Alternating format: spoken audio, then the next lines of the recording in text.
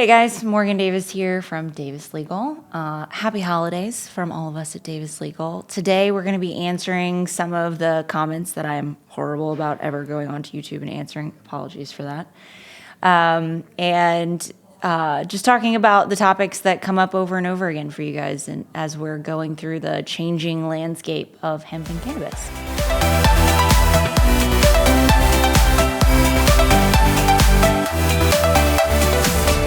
First, I want to say thank you to everyone who comes and watches and listens and comments. And some of the comments are super funny and really engaged and very heated, which I love.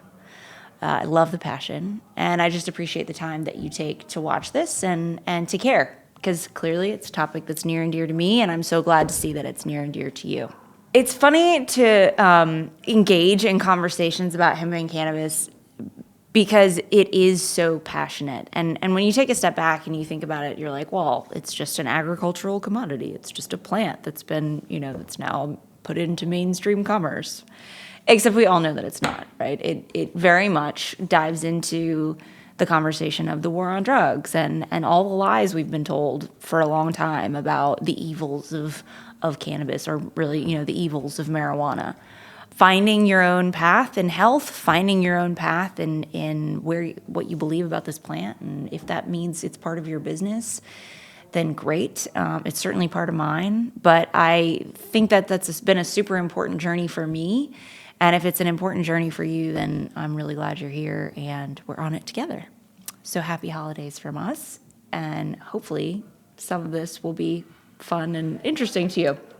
The first thing that I wanted to talk about is the terms. There's so many of you who comment and the terms are confusing, and that's totally understandable. The legislators who made these laws are clearly confused about the terms.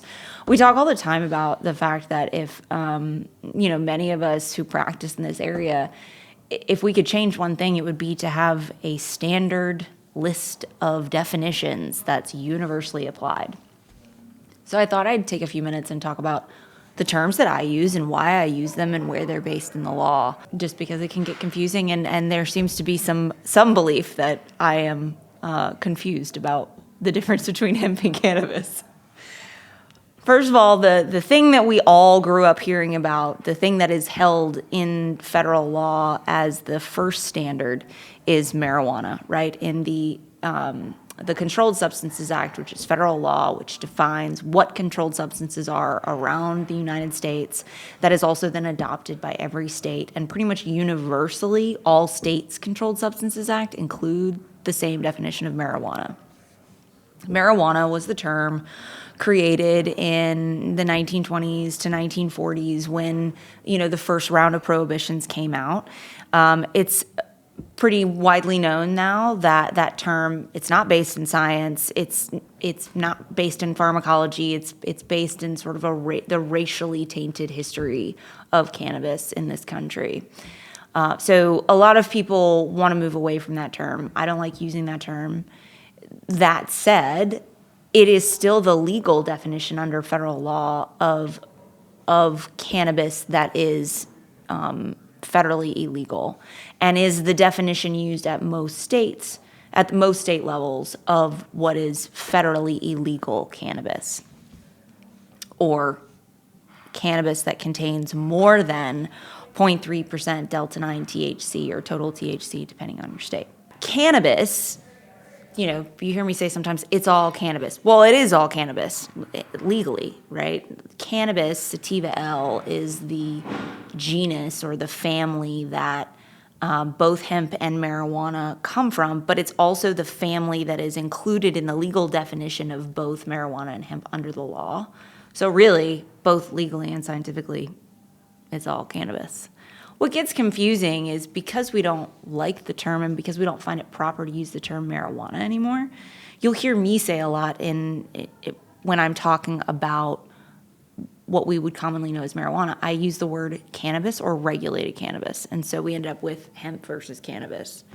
Yes, I know it's all cannabis. I completely agree it's all cannabis. But there is a legal definition that differentiates hemp and marijuana, which is hemp is defined at basically the same way as marijuana except that it has no more than 0.3% delta 9 THC by dry weight.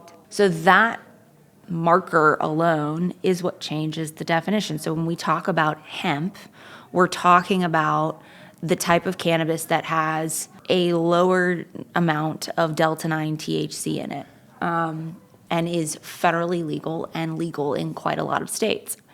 When we talk about marijuana or regulated cannabis, we're talking about cannabis that contains above that amount of delta 9 THC and is either illegal at the federal level and still in many states, or is legal in a state under a regulatory scheme, so therefore regulated cannabis.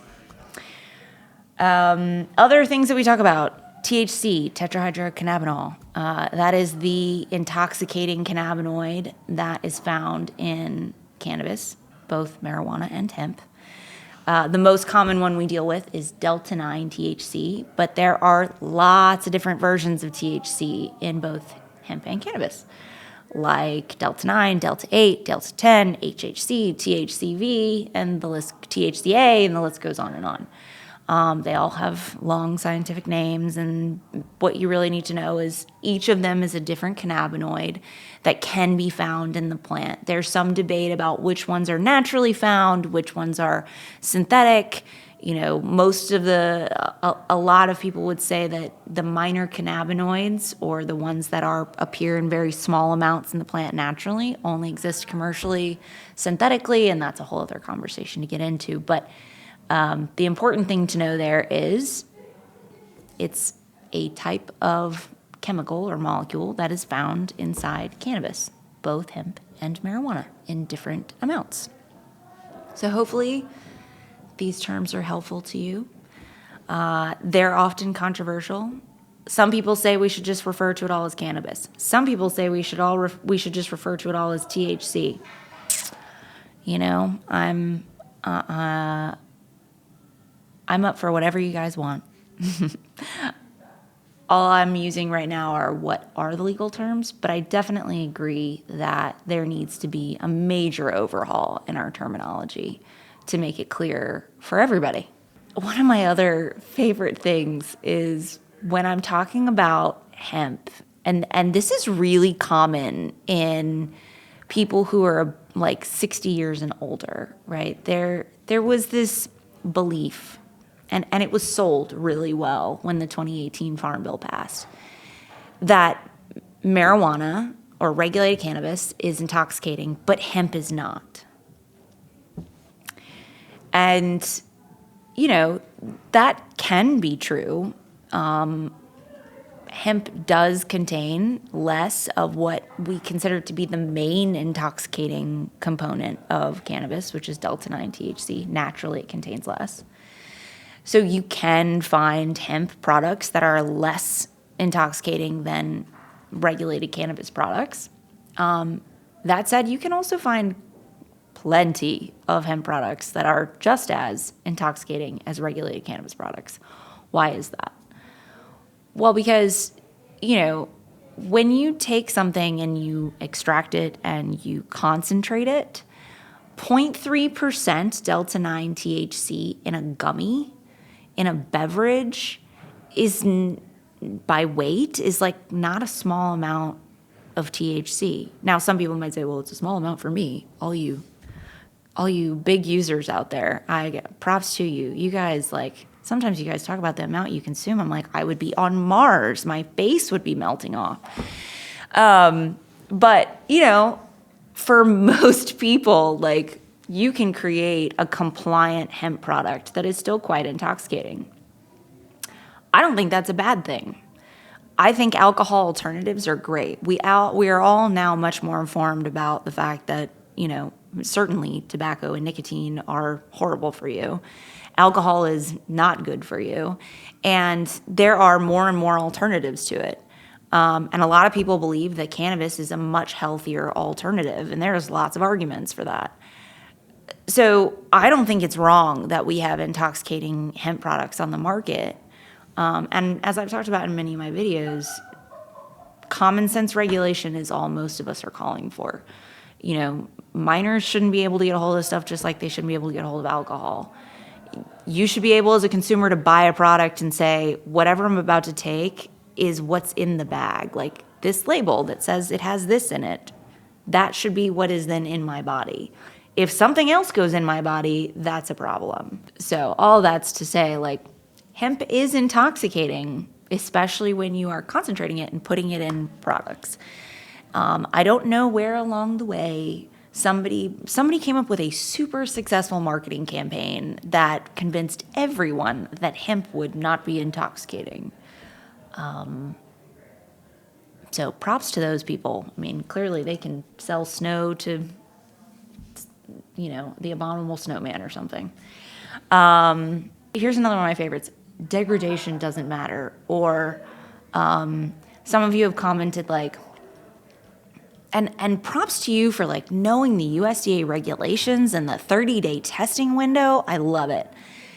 And you've argued to me or commented to me that because the testing is 30 days out for hemp, that therefore like the degradation that occurs afterwards doesn't matter. And I've heard this from other business owners. Like they come to me and say, well, I had it tested. Like I was given a test result by the manufacturer, by the cultivator. And so therefore it was tested and it's fine. What happens afterwards doesn't matter. And I don't know, I'm not sure where that belief came in.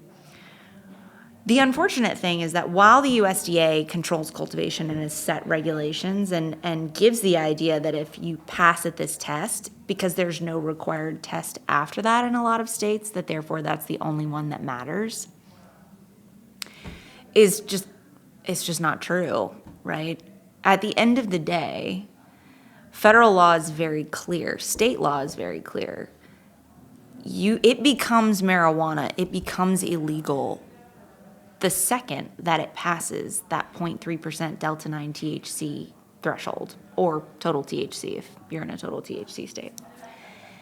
So even if your cultivator or your manufacturer sold you a product and said, hey, when I made this, it was compliant. But now that I've given it to you and time has done its thing and light has done its thing and heat has done its thing and it's changed and it's no longer compliant, I can tell you for a fact, law enforcement and regulatory agencies do not care that you have a COA that's like, oh, but this was compliant when it was sold to me. They do not care because what's currently in your possession, if it's over 0.3% delta 9 THC, is marijuana. It is illegal. It is a controlled substance.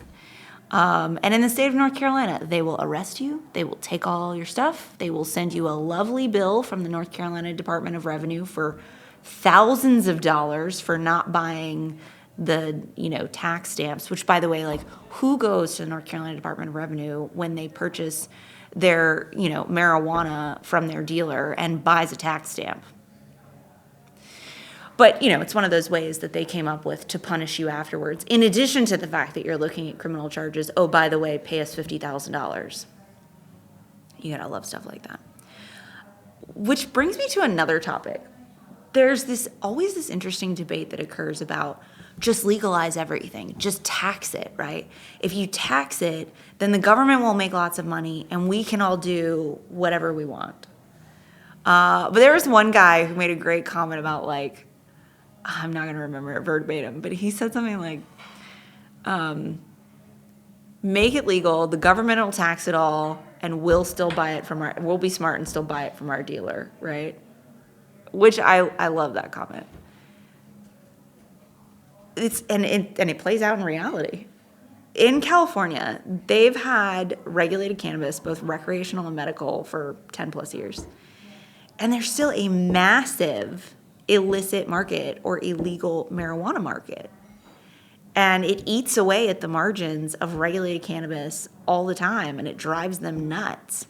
And there's lots of people have different opinions about why that is.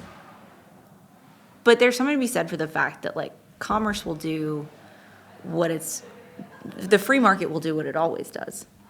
If you have a product and you charge X amount for it, and there's a guy down the street who's going to charge $2 less than your X amount, a lot of people are going to go to the guy down the street who charges $2 less. So if it's legalized and taxed and it's expensive, are you really going to go buy it from the dispensary? Are you still going to buy it from your other guy that you've been buying it from for years, right? And it is one of the arguments about the hemp industry that regulated cannabis gets very frustrated with. Why would they come to our dispensary and buy it from us when they can go to the gas station or the vape shop and buy it for $10 less and have the same experience? So I'd also love to say that if we legalized it and taxed it, that therefore the government would make money and then we'd all be good citizens and buy it from the right place. But I don't know that that plays out to be true. But I really appreciate that comment, and I think it's spot on for what actually occurs in the industry. States that I have left off reviewing this year. I really appreciate you guys who are like, what about my state? When are you going to review my state? I can't tell you how much I appreciate that. Yes, there are plenty of states that I don't end up reviewing. Mostly it's because nothing has really changed there that's immediate or pertinent. And some of them it's because they've basically turned hemp off for so long now that not a lot of people are doing business there. Two that I saw repeatedly asked about, I thought I'd go ahead and address here today. The first is Pennsylvania. Pennsylvania is very interesting. So Pennsylvania hasn't really done a lot from a typical legislative standpoint. They have a hemp program. You can find lots of hemp products in Pennsylvania, but it's kind of one of the states where they live in like a regulatory void, where it's not very clear that you can or you can't. But the Pennsylvania Liquor Board, or the equivalent, I can't remember the name of the agency right now, basically said, if you sell liquor, if you sell beer, you sell wine, we don't want you selling hemp products of any kind in your stores. And a lot of distributors and a lot of vendors have taken that to mean like Pennsylvania's off limits to us. Overall, though, Pennsylvania is at the moment pretty much a wide open market in other retail other than liquor stores and anybody who holds a liquor license or a beer and wine license. They don't have any like synthetic regulations or milligram caps or anything like that. And I haven't heard of any coming down the line in the next couple of months. So Pennsylvania, there you go. Nothing going on, but nothing bad either. So that's great. Maryland. Got a couple people ask me about Maryland. So Maryland a couple of years ago passed some very sweeping regulations that basically took all of the hemp market and put it into the regulated cannabis market. Now there was a lawsuit filed and an injunction passed, and so some companies who were in the market prior to the date of that regulation passing are still allowed to sell into that market. And I don't know that there's a lot of enforcement going on outside the regulated market. There is a pathway for you to be able to sell hemp products into dispensaries and the regulated cannabis market. And you can manufacture it out of state and ship it in. You got to comply with all sorts of packaging requirements and labeling and COA requirements and other things like that. But Maryland has done something smart, which is they've created a pathway to still allow national hemp brands to sell their products through their regulated space, which I applaud them for. Even though the hoops you have to jump through are quite onerous, at least there's a pathway, because most of them who do that when they move all hemp into regulated market don't do that, which is unfortunate. So those are the two big ones that I got asked about repeatedly. If you have a state that you want to know about, please put it in the comments, and I'm going to do my best in 2025 to be better about answering the questions that you have and the states that you put up and need review of, because I want to make sure that this is useful to all of you. There's been quite a few comments about following rules that even the government doesn't follow, right? Like they create rules and yet they themselves don't follow them. a lot of pushback on the role of the DEA or who who regulates the DEA. And it's true, right? Why follow the rules that the government creates when A, half the time they seem to be creating rules not understanding what they're actually regulating, and B, they themselves don't seem to have to follow those regulations. So why should we? Well, the answer to that is the same it's always been, which is the DEA is a lot less likely to have law enforcement come into their store and make their life really difficult. We follow the rules because if you want to be in business in this industry and also not have to worry about getting arrested or being taxed or having your assets seized or all the other things that can happen to you when products turn out to be illegal or non-compliant, then you follow the rules, even when you disagree with them. It's why I always recommend, though, that you get involved. Find yourself a lobbyist, find yourself an interest group who can help change the rules so that maybe one day the answer is, well, we don't have to follow rules that we don't agree with anymore because we changed the rules and now we agree with them. And I think that's the best course of action. I know it's really easy to be like, damn the man and fight the power. And that said, for those of you who've got kids and homes and other jobs and things to lose, which is what I hear from a lot of stakeholders. They want to participate. They really are passionate about cannabis and hemp, and they're passionate about the plant and the path. But they, don't want to go to jail, which is understandable. Then you have to follow the rules. Follow the rules and don't smoke in public. Golden rule, don't smoke it in public or in your car, for that matter. Also, don't smoke it and then go into the courthouse for a court date. Also, don't smoke it and then, take your kids to school. Just don't smoke it and then go into work. Common sense. Just use, little common sense. What I love is when clients who insist that you can't smell it. When I was a criminal defense attorney, and that's all I did, I would have clients all the time who got pulled over and an officer would walk up to the window and say, it smells like weed, smells like pot, smells like marijuana. And sometimes the cop was just fishing, 100%. That happens quite often. Also, though, a lot of times, my client may have just finished smoking something or had something in their possession, and they're like, there's no way he could smell it. Okay, let's all just agree that you can totally smell it, right? Like, it's it's strong, and I can smell it when you drive past me. I can smell it when you walk up to me when we're about to have a meeting, and so can everybody else. Just keep that in mind.